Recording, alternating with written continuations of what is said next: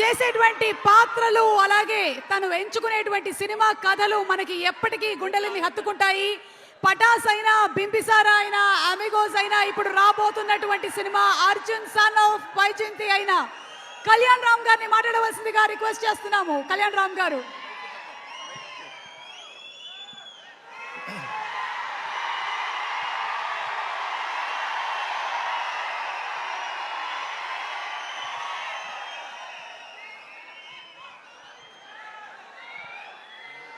అందరికీ నమస్కారం. ఈ ప్రీ రిలీజ్ ఈవెంట్కి విచ్చేసిన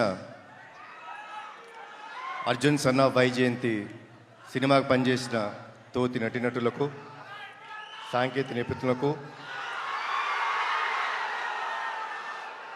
వివిధ మీడియా మాధ్యమం ద్వారా చూస్తున్న మా తెలుగు రాష్ట్ర ప్రేక్షకులకు, మేము ఈరోజు ఇక్కడ ఉన్నామంటే దానికి కారణమైన మా నందమూరి అభిమానులందరికీ పేరు పేరున నా ధన్యవాదాలు, నమస్కారాలు.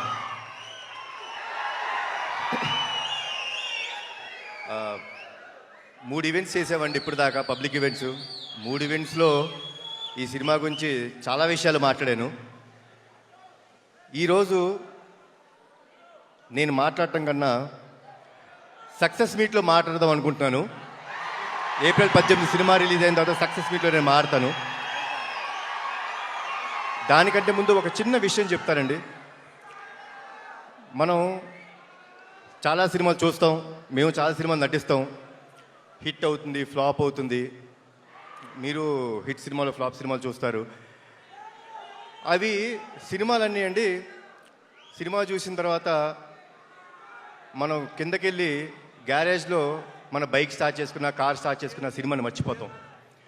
కానీ చాలా అరుదుగా జీవితంలో నటులుగా మాకు కానీ ప్రేక్షకులుగా మీరు చూస్తుండి కొన్ని సినిమాలు ఇంటికి వెళ్ళిపోయేదాకా మీ మనసును హత్తుకొని ఉంటాయి.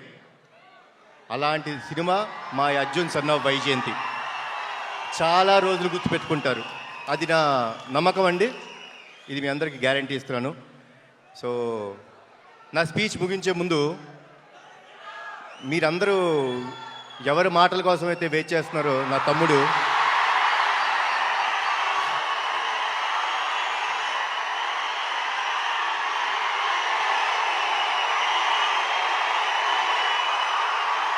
నేను తన మాటల కోసమే వెయిట్ చేస్తున్నాను.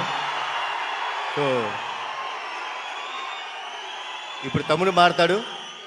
జోహార్ ఎన్టీఆర్, జోహార్ హరికృష్ణ, జై హింద్.